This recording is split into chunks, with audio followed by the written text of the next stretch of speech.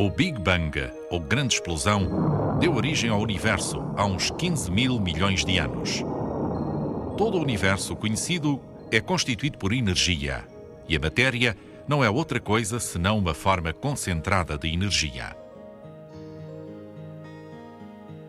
A luz que nos chega das galáxias e nebulosas, assim como o calor produzido pelo nosso Sol, são a consequência da inter-relação entre a matéria e a energia.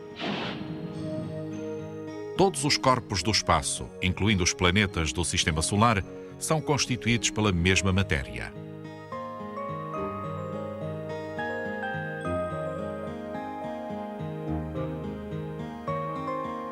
O planeta Terra, no qual vivemos, com as suas nuvens, oceanos, montanhas e rochas, assim como a água nos seus diferentes estados, tudo isso é constituído pela mesma matéria básica.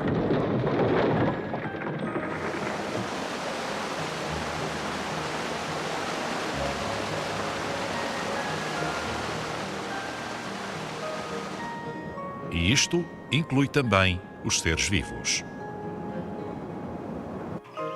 A cortiça das árvores, a pele e os olhos dos animais, as penas dos pássaros, as flores e o resto dos seres vivos são constituídos por elementos ou combinações deles.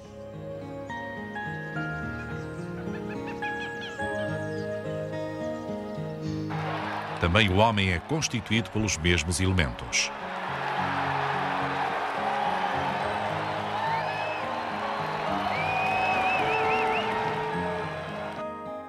Toda a matéria é constituída por cerca de 100 elementos, que combinam e formam a grande variedade de compostos presentes na natureza. Estes elementos têm características físicas e químicas que os distinguem entre si, mas têm também características comuns. Poucas vezes se encontram em estado puro. Todos são compostos por pequenos corpúsculos chamados átomos, e cada um dos 100 elementos tem o seu próprio tipo de átomos.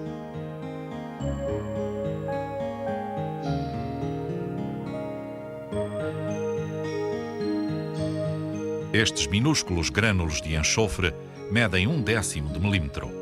No entanto, os átomos são ainda 1 milhão de vezes mais pequenos.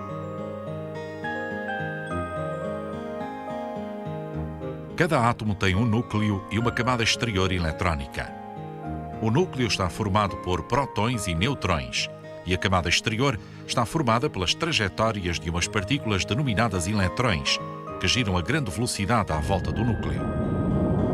A energia elétrica é produzida pelos prótons do núcleo, que têm carga positiva, e pelos eletrões, que giram à sua volta, que têm carga negativa. Também existem forças nucleares entre os prótons e os neutrões do núcleo do átomo. O homem utiliza a energia que as forças nucleares libertam desde há relativamente pouco tempo, com fins tanto militares como civis.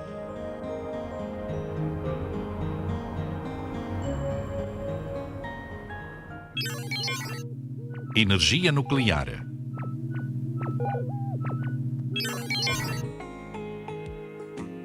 Os elementos diferenciam-se entre si pelo tamanho e pela estrutura dos átomos, apesar de serem todos constituídos pelas mesmas partículas. No núcleo atômico concentra-se 99,9% da massa do átomo. É constituído por prótons com carga elétrica positiva e neutrões que têm quase a mesma massa, mas sem carga elétrica nenhuma. À volta do núcleo giram os eletrões que apenas têm massa, mas que estão carregados negativamente. O núcleo é muito pequeno em relação ao átomo. Se conseguíssemos ter um núcleo com 1 centímetro de diâmetro, o átomo completo teria um diâmetro igual ao comprimento de um campo de futebol. O átomo é eletricamente neutro, porque tem um número igual de prótons e de eletrões. Este número igual de eletrões e de prótons é conhecido como número atômico e é diferente para cada elemento.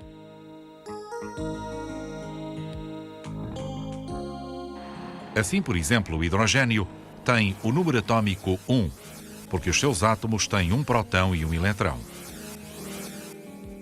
O oxigênio tem o número atômico 8, porque os seus átomos têm 8 eletrões e 8 prótons.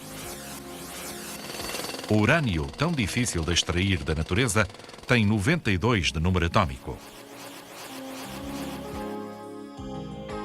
Os prótons e os neutrões do núcleo estão unidos por uma força denominada força nuclear. Pode-se obter energia dividindo um núcleo pesado em dois mais pequenos. Este processo é denominado fissão nuclear. Neste edifício e nesta mesa, o físico Otto Hahn produziu a primeira fissão da história.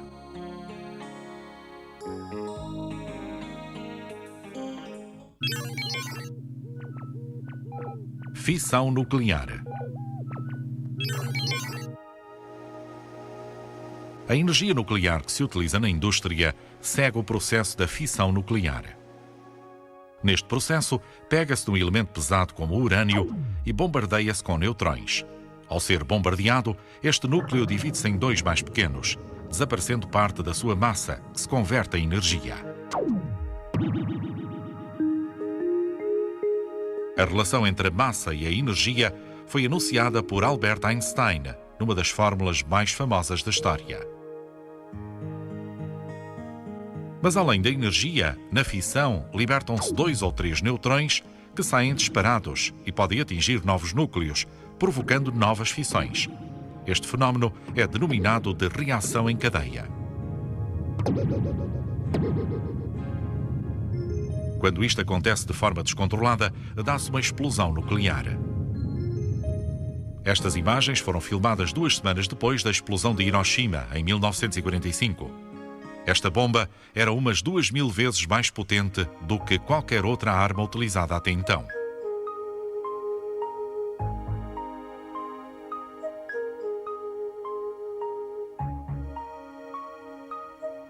Apesar do enorme poder de uma explosão de fissão, só se converteu em energia uma milésima parte da massa de urânio. Para poder regular a energia que se produz nas reações de fissão nuclear, é necessário um sistema de controle do número de divisões. Isto é o que sucede num reator nuclear.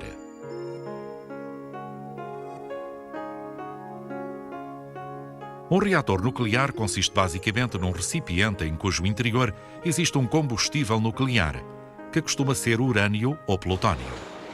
Para controlar a reação, utilizam-se umas barras deslizantes de cádmio que absorvem os neutrões e regulam o processo. Também dentro do reator existe um refrigerante que absorve o calor libertado pela fissão. A energia que se liberta na fissão aquece o líquido ou gás refrigerante. Este refrigerante passa para um gerador onde a energia calorífica se transforma em energia elétrica, que se pode utilizar para consumo.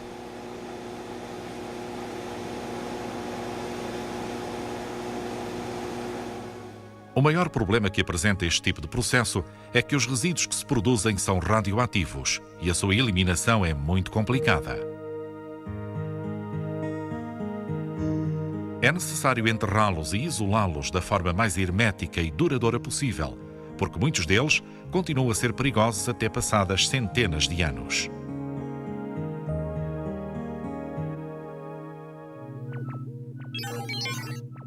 Fusão nuclear.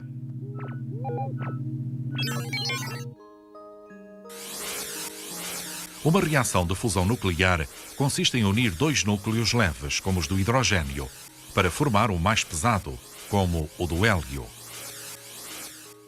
Para tal, é necessário vencer as forças elétricas que repelem os prótons.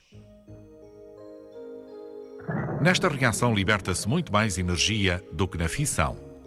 Em 1952, foi utilizado este processo com fins militares e conseguiu-se a bomba atómica de fusão, ou bomba H, que é muito mais destrutiva do que a bomba de fissão.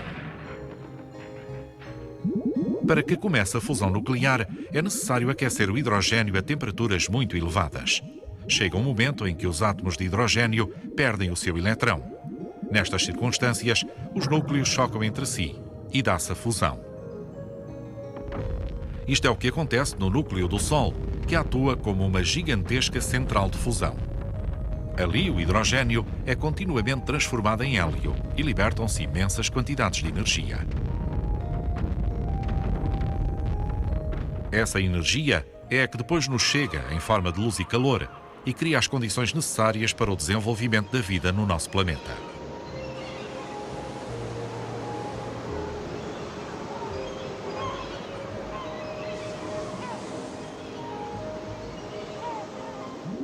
A fusão nuclear levanta sérios problemas da exploração industrial, já que precisa de temperaturas de mais de 200 bilhões de graus centígrados para desencadear o processo de fusão.